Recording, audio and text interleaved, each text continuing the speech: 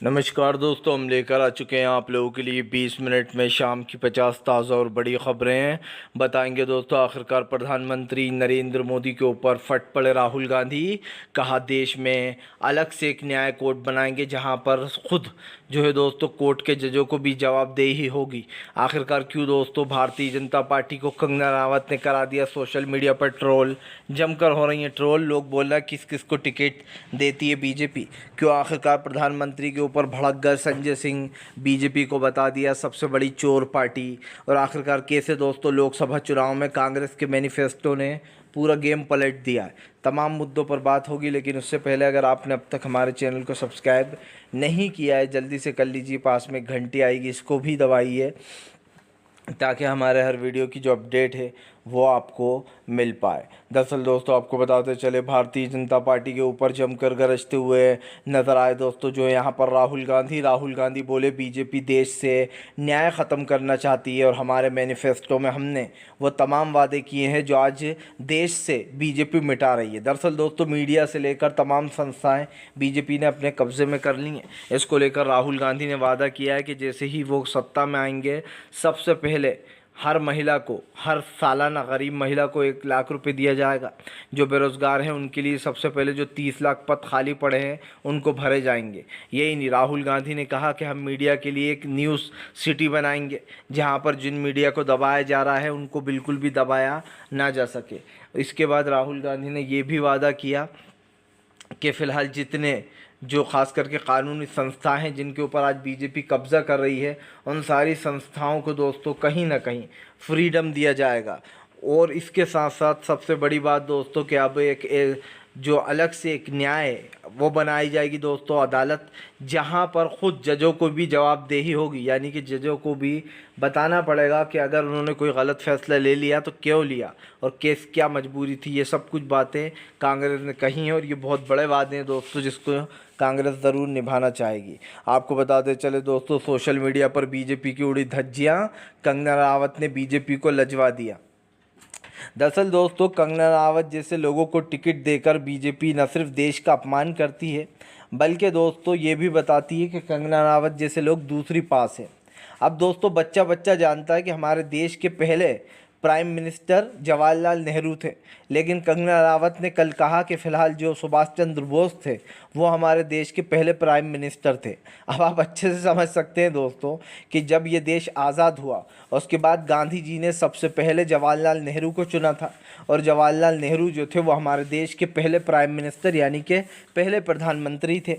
ऐसे में दोस्तों कंगना रावत जैसे लोगों से लोग टिकट तो दे देते हैं बीजेपी वाले, लेकिन वो ये नहीं सोचते कि देश का अपमान भी करा रहे हैं वो।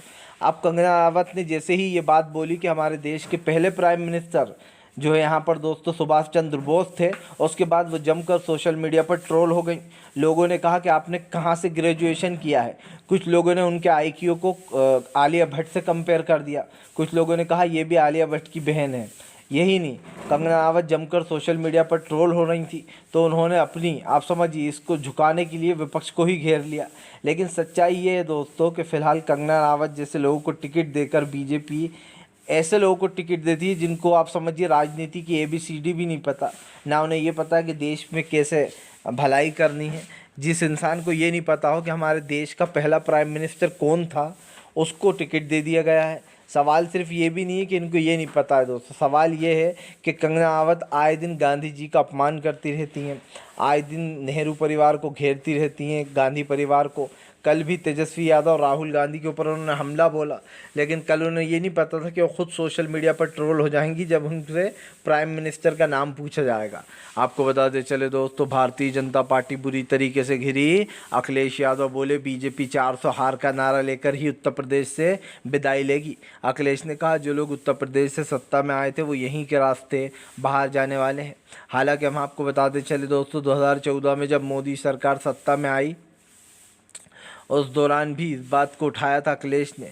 आपको बताते चले अखिलेश बहुत कम उम्र में ही CM बन गए थे वहाँ के, लेकिन अखिलेश यादव ने फिर से एक बार सरकार पर हुंकार भरी है और अखिलेश ने साफ कहा है कि जो लोग खास करके आज देश के लोकतंत्र का मजाक बना रहे हैं उन लोग की सत्ता से विदाई तय है। अखिलेश यादव ने भारतीय जनता पार्टी को लपेटे में लेते हुए कहा कि फिलहाल आने वाले समय में इंडिया गठबंधन की बड़ी जीत होने वाली है और बीजेपी की टाटा बाय बाय होने वाली है। तो दोस्तों ये तो साफ हो चुका है कि उत्तर प्रदेश से लेकर तमाम जगहों पर बीजेपी बुरी तरीके से घिर चुकी है।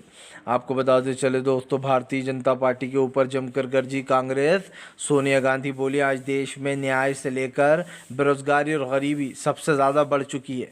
आपको बताते चले, मल्लिकार्जुन खड़गे, सोनिया गांधी ने वादा किया है कि जो वादे वो कर रहे हैं, यानी कि 25 जो गारंटियाँ दी हैं और ख़ास कर 5 गारंटी और 25 वादे किए गए हैं। यहाँ पर साफ कहा गया है कि सबसे पहले बेरोज़गारी और जो गरीब महिलाएं हैं उनको सालाना 1 लाख रुपए दिया जाएगा, गरीब लोगों की सहायता की जाएगी। यही नहीं दोस्तों, न्याय से लेकर तमाम चीज़ें जो हैं उन सब पर ये सारी खबरें निकल कर सामने आई हैं, जहाँ पर ये साफ कहा जा रहा है कि जो भी भाजपा ने गलत किया है, चाहे वो मीडिया को दबाना हो या फिर दूसरी चीज़ें हो, उन सबको हटाया जाएगा। और ये तो साफ़ ही होता रहता है दोस्तों कि हमेशा नरेंद्र मोदी और मनमोहन सिंह साहब को कंपेयर किया जाता है, जहां पर मनमोहन सिंह साहब ने अपने कार्यकाल में पूरी 17 लाइव कॉन्फ्रेंस की थी, लेकिन मोदी सरकार ने दोस्तों एक भी लाइव कॉन्फ्रेंस आज तक नहीं की। आप सोच सकते हैं कि किसी प्रधानमंत्री का कार्यकाल 10 साल हो और 10 साल में वो प्रधानमंत्री एक भी लाइव कॉन्फ्रेंस ना करे, ये अपने आप में एक बड़ा सवाल बनता है कि प्रधानमंत्री सवालों से डरते हैं। आपको बताते चले दोस्तों, फिलहाल भारतीय जनता पार्टी के ऊपर भड़क गई आम आदमी पार्टी। संजय सिंह बोले, भ्रष्टाचारियों की बाप है बीजेपी, भ्रष्टाचार की सरगना बनी बैठी हुई है।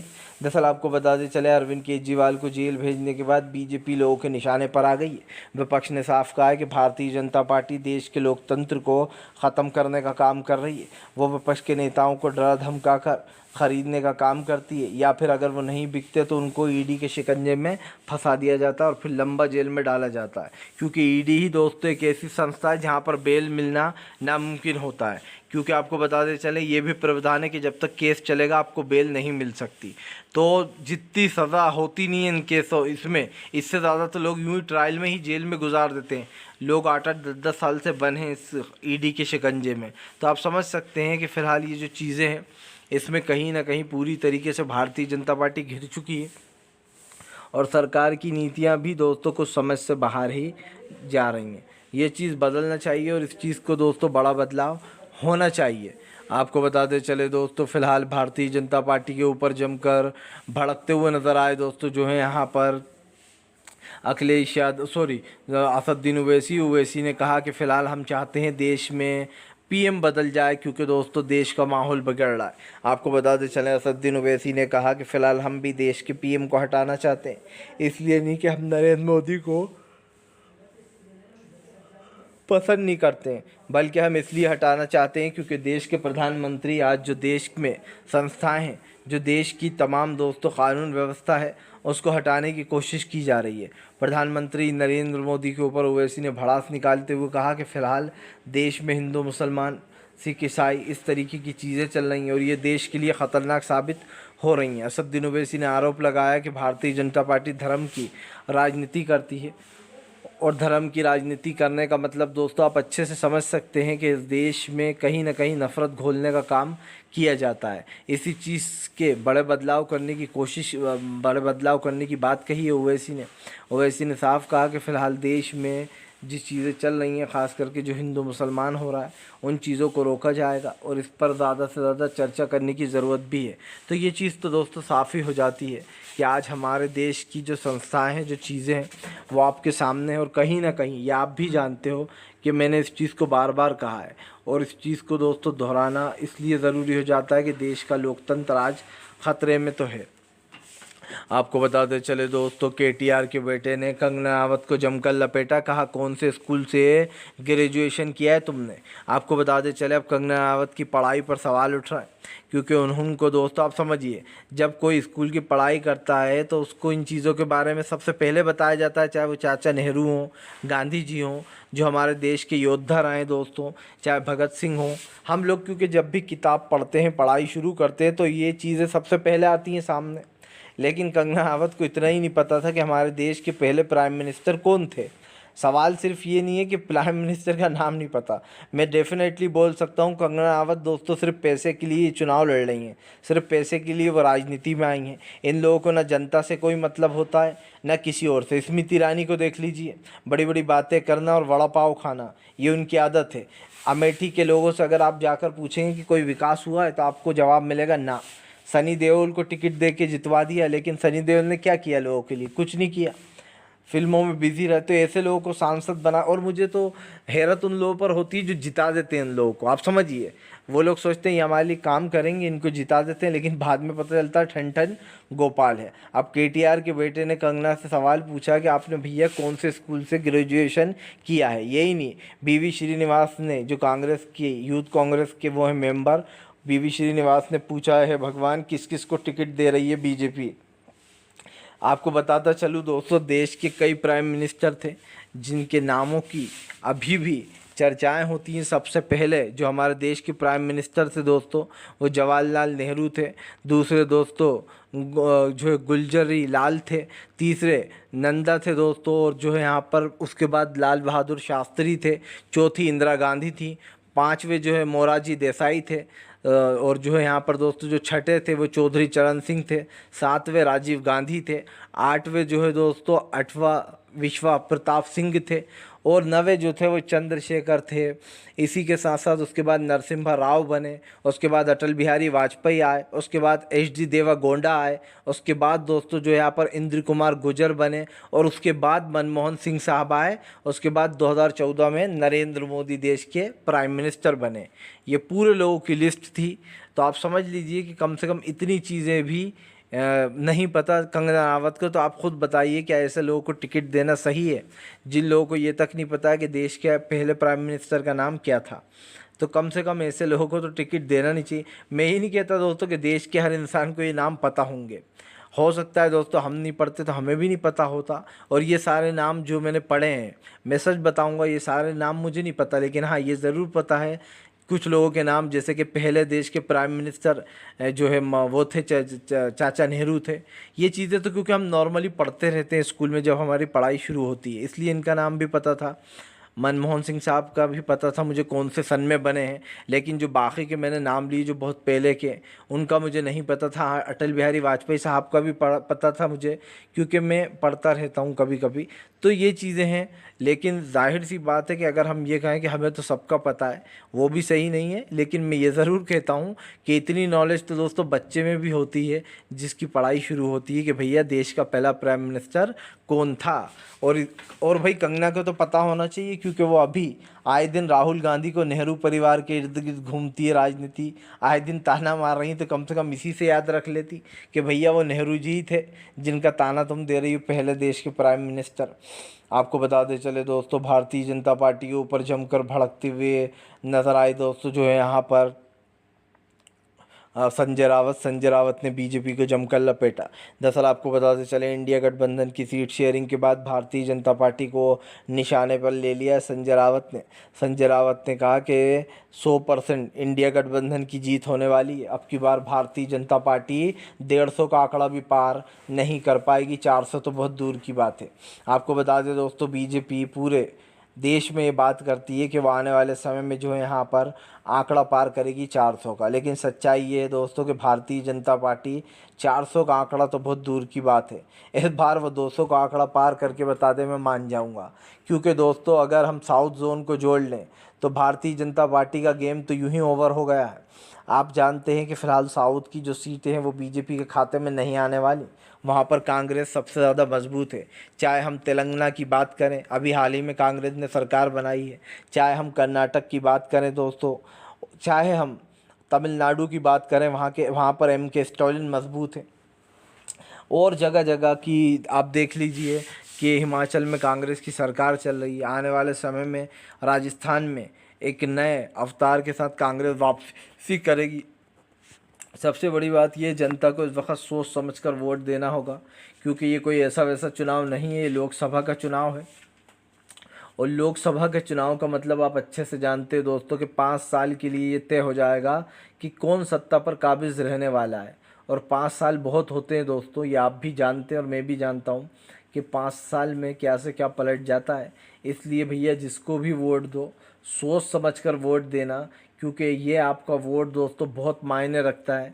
मैंने पहले भी कहा है, फिर कहूँगा, 5 साल में वोट देने का मतलब आप समझा करिए, 5 साल तक आपको सरकार को झेलना पड़ेगा अगर आपने किसी को और को वोट दे दिया।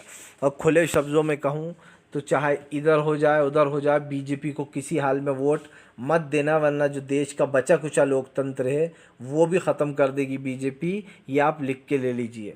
आपको बताते चले दोस्तों, फिलहाल भारतीय जनता पार्टी के लिए मुसीबत बने असदुद्दीन ओवैसी का। आपको बता दें, इंडिया गठबंधन के लिए 2 सीटें छोड़ दी हैं ओवैसी ने, बताया जा रहा है। पहले उन्होंने 15 सीटों पर लड़ने का दावा किया था, लेकिन अब ओवैसी कह रहे हैं कि वो 13 ही सीटों पर लड़ेंगे। आपको बताते चलें, इसमें एक सीट तो बड़ी चर्चित है, जहाँ जिसको लेकर पप्पू यादव भिड़े हुए हैं, जिसको लेकर उन्होंने अलग से नामांकन भी भर दिया है। आपको बताते चलें, पप्पू यादव पर कल कांग्रेस बिखर भी गई थी। हालांकि पप्पू यादव ने अपनी पार्टी का विलय कांग्रेस में कर दिया, लेकिन आपको बताते चलें पप्पू यादव जो है यहाँ पर वो टिकट को लेकर, पुनिया को लेकर भड़के हुए हैं, क्योंकि उनका कहना है कि पुनिया से चुनाव लड़ेंगे। लेकिन सवाल वही है दोस्तों कि इस वक्त साथ साथ चलना है, सबको एक साथ रहना है। ऐसे में पुनिया की सीट को लेकर अगर वो अलग अलग भागेंगे पप्पू यादव, तो नुकसान इंडिया गठबंधन का ही होगा, क्योंकि तेजस्वी यादव ने वहाँ अपना कैंडिडेट पहले ही उतार दिया है। और ऐसे में अब पप्पू यादव भी जो है वो निर्दलीय चुनाव लड़ने जा रहा है, तो जाहिर सी बात है वोटों की गिनती में भी अंतर आएगा और वहाँ पर इसका नुकसान भी दिखाई देगा। आपको बताते चले दोस्तों, फिलहाल ममता बनर्जी की भारतीय जनता पार्टी को खुली चेतावनी।